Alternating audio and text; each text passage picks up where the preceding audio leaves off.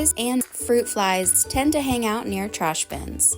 Using a plant-based insecticide block can help to keep your trash can free of these pests while also helping to minimize odors.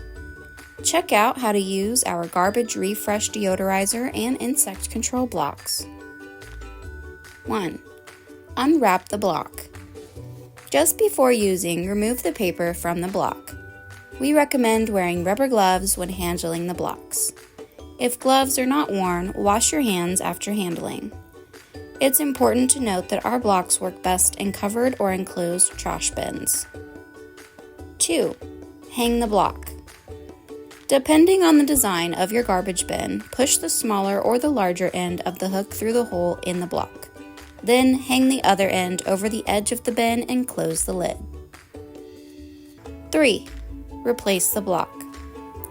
You'll want to replace the block weekly or when most of the fragrance is gone. For more helpful tips and pest information, be sure to follow us and visit our website at maggiesfarmproducts.com.